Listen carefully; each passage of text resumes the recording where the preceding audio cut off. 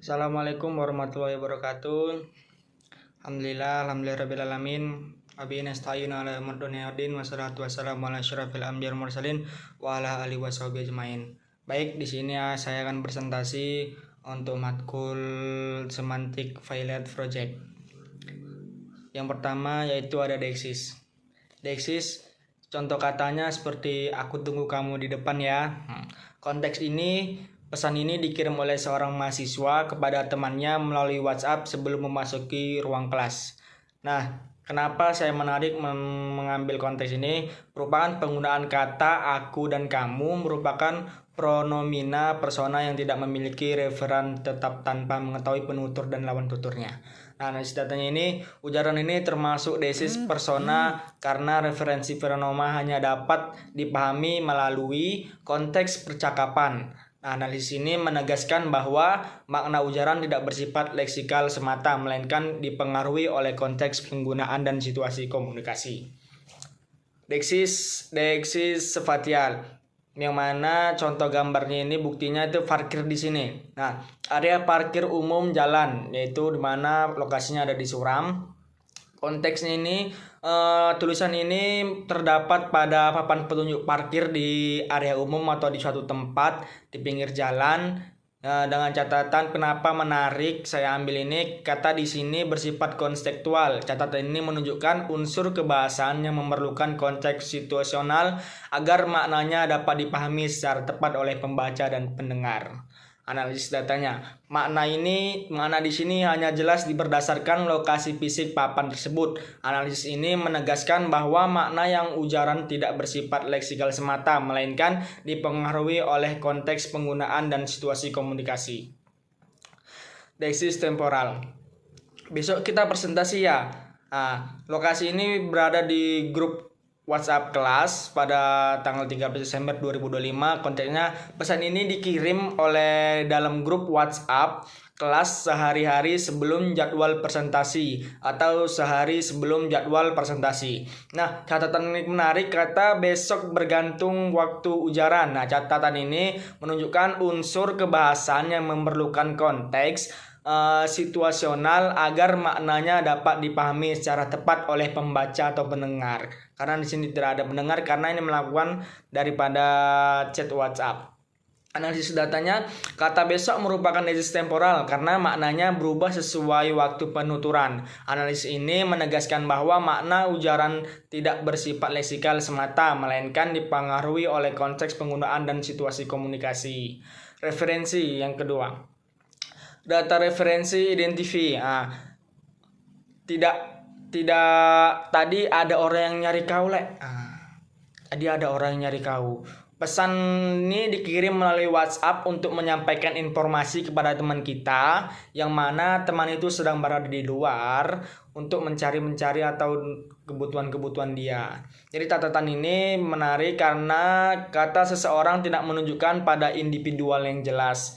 Berarti kita tidak tahu siapa yang mencari dia, makanya tidak dalam konteks individual yang jelas. Analisis data ini termasuk referensi identifi karena referensinya tidak dapat teridentifikasikan secara spesifik. Referensi definite.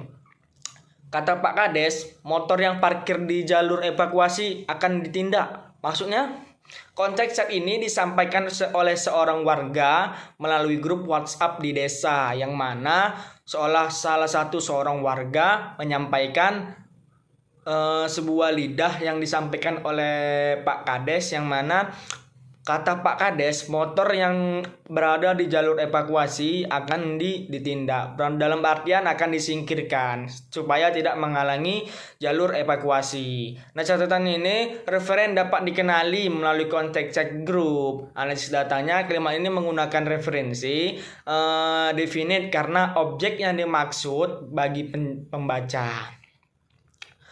Anafora, data anafora.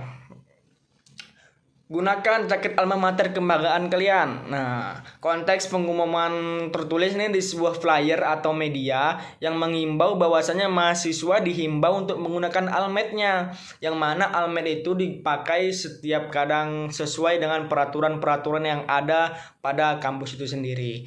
Nah, catatan ini merujuk pada sebuah perintah dari kampus analisis datanya.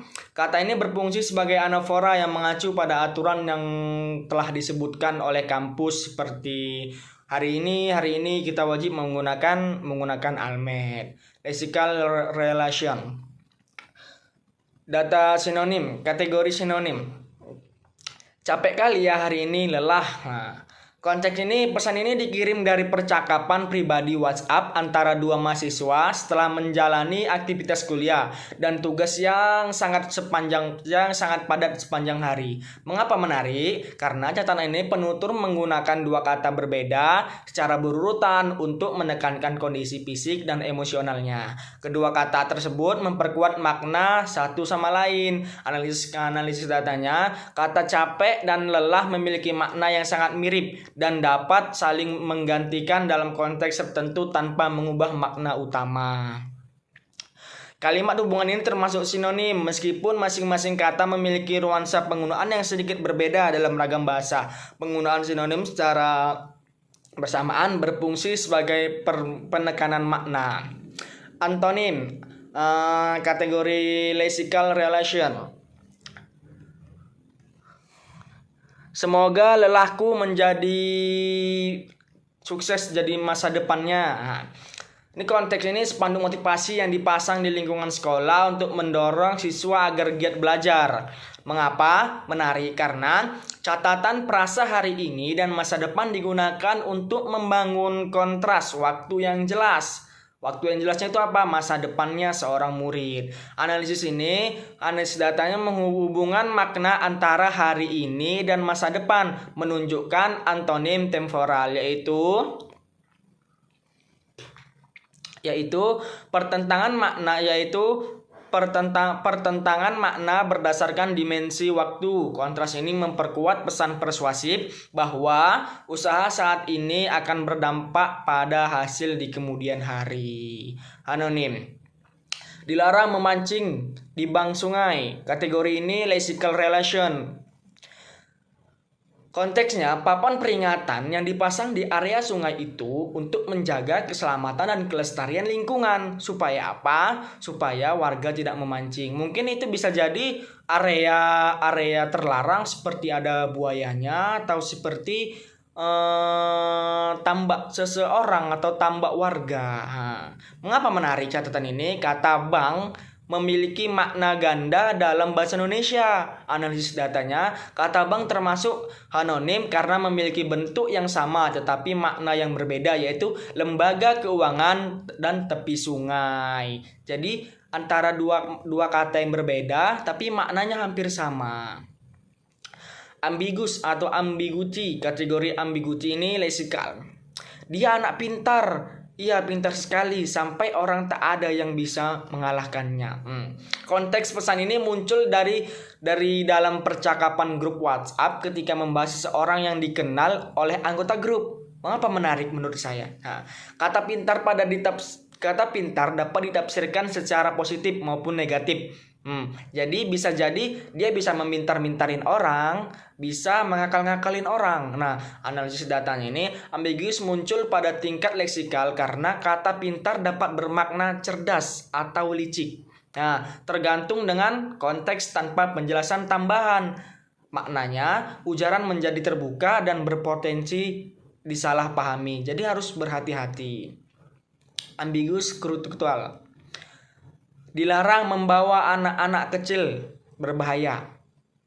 Konteks papan peringatan di area proyek konstruksi ini mengapa menarik catatannya. Struktur kalimat memungkinkan lebih dari satu penafsiran makna, yakni jika membawa anak-anak di dalam area proyek konstruksi akan menyebabkan fatal.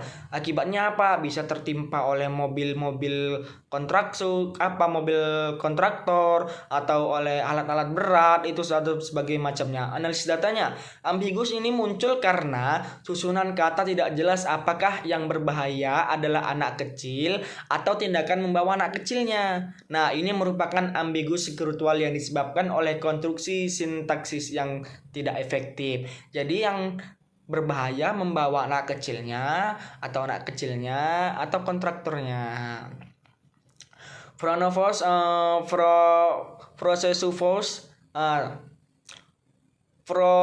presuposisi yang mana buktinya berhenti merokok sekarang. Konteks ini spanduk himbauan kesehatan di suatu rumah sakit yang mana mengimbaukan untuk kita berhenti merokok supaya tidak menyebabkan sakit atau kanker-kanker yang ada di dalam tubuh kita ini, karena rokok sangat berbahaya. Mengapa menarik? Kalimat ini mengandung asumsi tersembunyi terhadap pembacanya. Analisis datanya, ujaran ini mengandung presupposisi bahwa pembaca adalah pokok atau setidaknya memiliki kebiasaan merokok. Asumsi ini tetap ada meskipun kalimat di bawah menjadi bentuk negatif. Presupposisi WhatsApp. Kamu terlambat lagi ya.